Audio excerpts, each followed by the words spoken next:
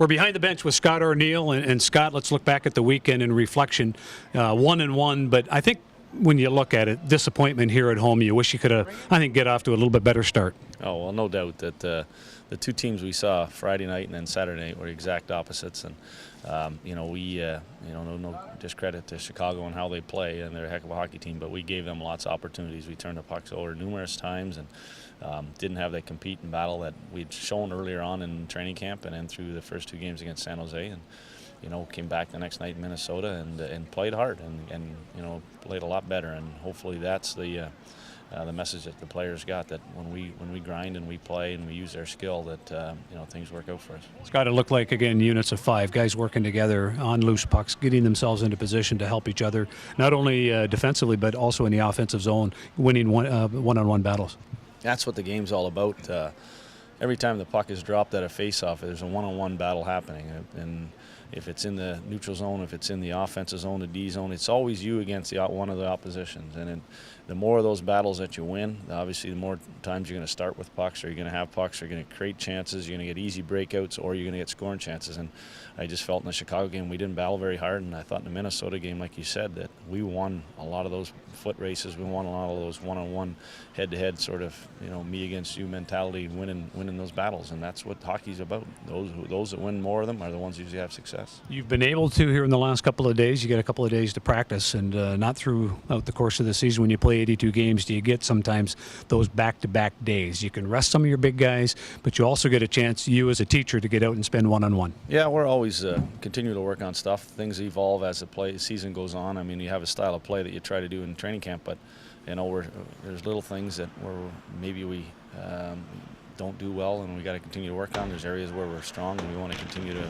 hammer that home. But for us, a little bit yesterday was conditioning too. We got to actually finally do some real good skating, and it was through the practice, but also at the end. And when you have opportunities during the course of the year, you got to take advantage of them. But we've got a real busy schedule coming now, and we knew that, so we knew we had to jump on these last 2 days of practice to get our work in. Well, Scotty, you got to be happy. I mean, tomorrow night you're going to go against a coach that gave you your first opportunity. There's one thing's playing the game, but the other thing is getting the opportunity to coach. And Randy Carlyle is going to always hold a special memory in your mind. Yeah, him and I go way back. I think he got in '84. I think it was '83 or '84. He got traded to the Winnipeg Jets, and Norris Trophy defenseman. We got him from Pittsburgh, and it was a big deal for us, and it really helped our organization. And so real good friends when we played together, and then ended up coming back, and I played for the Moose to finish my career, and he was the coach, and I got to play for him. And then, like you said, after my playing days, I got my first opportunity to be an assistant coach with him, and he's as detailed and as fiery and as ornery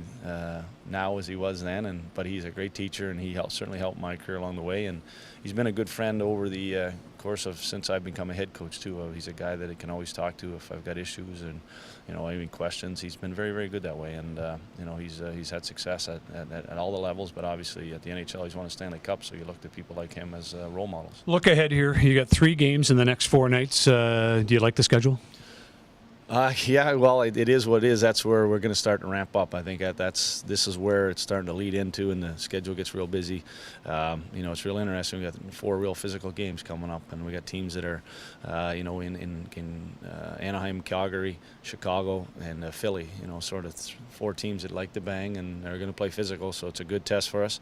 It's a different style than maybe what we'll see when Edmonton comes in, more of a wide open type game. But the schedule gets busy, and that means you got to be real good when it comes to the games. That you don't have the practice time, so your attention to detail has to be sharp. All right, well, good luck here in the next, and get us started here tomorrow night with Anaheim. All right, appreciate it. You betcha. Again, stay tuned next week, same edition. Scott Arniel behind the bench on Jackets TV.